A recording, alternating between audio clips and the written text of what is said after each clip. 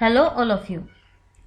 In today's session, we are going to see what is control statements and types of control statements. Control statements tell an application which statement to execute under a particular circumstances.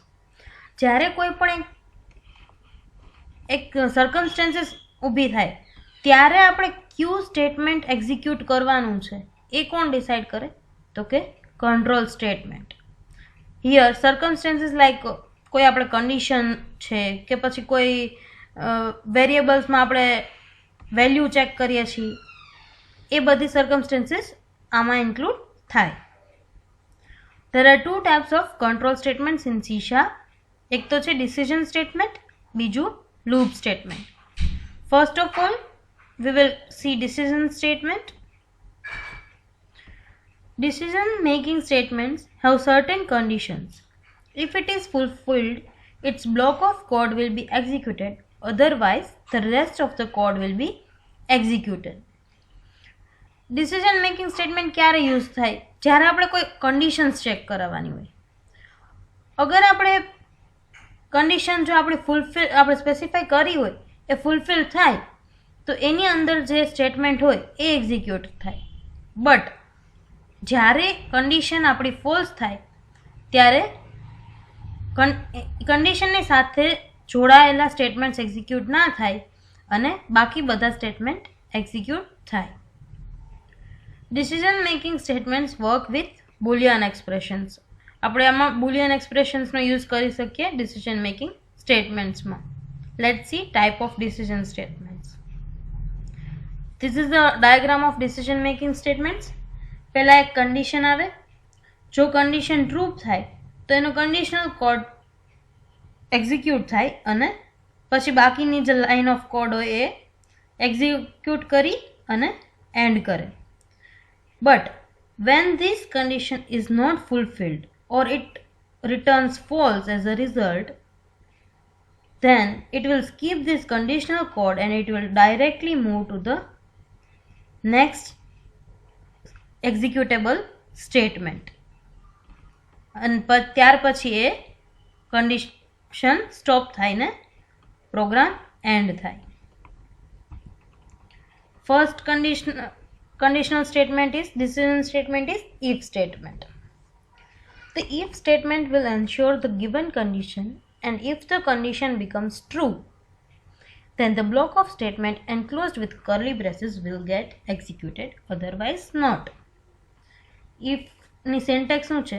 If condition curly bracket and statements to be executed.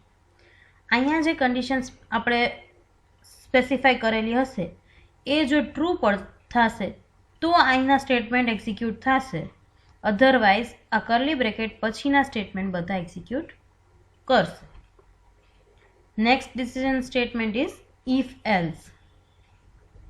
હવે if else અને ઇફમાં કેટલો difference છે?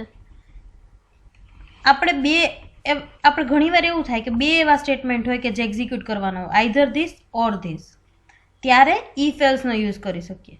But જ્યારે આપણે એક જ statement એવું છે જેની રિક્વાયરમેન્ટ છે ત્યારે આપણે if statement, simple if statement use કરી શકીએ.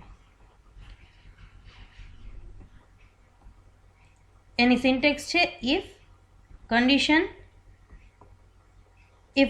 જો આ કન્ડિશન ટ્રુ પડે તો અહીંનો સ્ટેટમેન્ટ એક્ઝિક્યુટ કરશે. જો આ કન્ડિશન ફોલ્સ થાય તો એલ્સમાં જે કન્ડિશન હશે એ એક્ઝિક્યુટ કરશે. બટ અગર ઇફની સાથેની કન્ડિશન જો ટ્રુ થાય તો એ એલ્સનું સ્ટેટમેન્ટ એક્ઝિક્યુટ ના કરે, ખાલી ઇફનું જ કન્ડિશન સ્ટેટમેન્ટ એક્ઝિક્યુટ કરે. Next is if else if. આ if else if ladder will execute a single block based on one condition from the multiple conditional statements. આપણી પાસે મલ્ટિપલ કન્ડિશન હોય ત્યારે આપણે ઇફ એલ્સ ઇફનો યુઝ કરી શકીએ. If first condition statements to be executed. જો આ કન્ડિશન ટ્રુ પડશે તો અહીંના સ્ટેટમેન્ટ એક્ઝિક્યુટ થશે. अगर आ फॉल्स थाय तो नेक्स्ट कंडीशन चेक करे, ई बी फॉल्स थाय तो थर्ड कंडीशन होय तो ए स्पेसिफाई करवानी। અને આ બધી કન્ડિશન્સ આપણી પાસે જે હોય એ બધી ફોલ્સ થાય તો default execute, that is else execute કરે। એક second for example second condition અગર ફૂલફિલ થાય છે અને એનું સ્ટેટમેન્ટ એક્ઝિક્યુટ થાય છે તો એના પછી જેટલી બી કન્ડિશન્સ હશે થર્ડ, ફોર્થ, ફિફ્થ એ બધી સ્કીપ કરીને આગળ પ્રોગ્રામને એન્ડ કરશે। We can also do nested if in decision statements. Nested if એટલે એક if સ્ટેટમેન્ટ આપણે હોય એની અંદર બીજું if આપણે ડિક્લેર કરી શકીએ, inner if. In this type of conditional statement, one if statement will be inside another if or else statement. Here multiple conditions have to be evaluated as true. Only then the nested block associated with multiple if conditions will be executed. Nested if આપણે nested if else if બધું આપણે C શાર્પમાં કરી શકીએ। Nested if કઈ રીતે હોય તો કે ઇફ એક મેઇન કન્ડિશન જો એ ટ્રુ પડે તો એના પછી બીજી કન્ડિશન પણ ચેક થવી જોઈએ, ત્યારે આપણે નેસ્ટેડ ઇફનો યુઝ કરવો પડે। આ ટ્રુ થશે એટલે અહીંયા એન્ટર થશે કોડ, પછી આ કન્ડિશન ચેક કરશે, જો આ ટ્રુ થશે તો આ એક્ઝિક્યુટ કરશે, but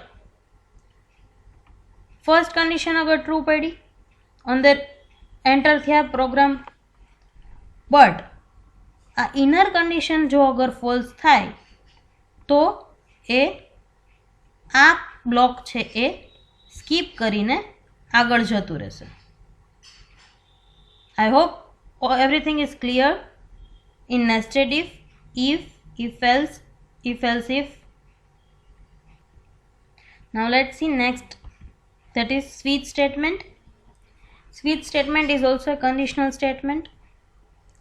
In C sharp, switch acts like a multiple if chain. Checks a value against a list of cases and execute the first case that is true.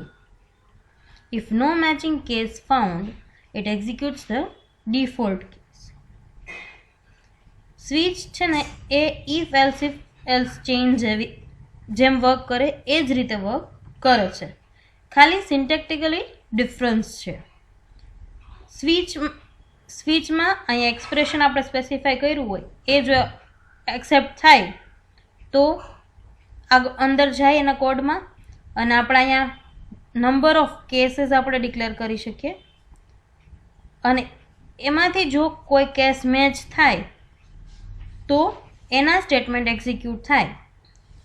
એક પણ case અહીંયા મેચ ન થાય તો ડિફોલ્ટ આપણે જો specify કર્યું હોય તો ડિફોલ્ટ સ્ટેટમેન્ટ એક્ઝિક્યુટ કરીને પ્રોગ્રામને એન્ડ થઈ જાય। Each case exists by a break statement that helps the program flow move out of the switch case blocks. હવે આ શું કહે છે, આપણે અહીંયા મલ્ટિપલ કેસીસ લખ્યા છે, દરેક કેસમાં આપણે બ્રેક સેમિકોલન એ યુઝ કરવાનું। અગર ફર્સ્ટ કેસ છે એ મેચ ન થયો તો સેકન્ડ કેસમાં જશે, સેકન્ડ કેસ છે એ મેચ થઈ ગયું, એનું સ્ટેટમેન્ટ એક્ઝિક્યુટ થાય, ત્યારબાદ બ્રેક સ્ટેટમેન્ટથી પ્રોગ્રામ આખો ત્યાંથી બ્રેક થઈ જશે અને બીજા એના પછીના કેસીસ અથવા તો ડિફોલ્ટ કાંઈ ચેક કરવા નહીં જાય અને સ્વિચની બહાર નીકળી અને જે બી સ્ટેટમેન્ટ અથવા જે બી કોડ હશે એ એક્ઝિક્યુટ કરવા જશે। Now let's see next, that is nested switch. જેમ આપણે નેસ્ટેડ ઇફ સ્ટેટમેન્ટ શીખા એવી જ રીતે નેસ્ટેડ સ્વિચ, એક સ્વિચ કેસની અંદર આપણે બીજો સ્વિચ કેસ આપણે સ્પેસિફાઈ કરી શકીએ। ધેટ મીન્સ અહીંયા આપણે સ્વિચ એક સ્પેસિફાઈ કર્યું છે, એના કર્લી બ્રેકેટની અંદર ગયા, જો આ એક્સપ્રેશન ઇવેલ્યુએટ થાય તો એની કર્લી બ્રેસીસમાં આપણે અહીંયા બીજું એક સ્વિચ કેસ મૂકી શકીએ, એનું બી એક્સપ્રેશન ઇવેલ્યુએટ થાય તો એના પછીના આપણે એની અંદર પણ મલ્ટિપલ કેસીસ મૂકી શકીએ। We can also do nested switch in C sharp. Here we have completed all the conditional statement, that is decision statements, and the loop statement we will go on in the next video. That's it for today. Thank you.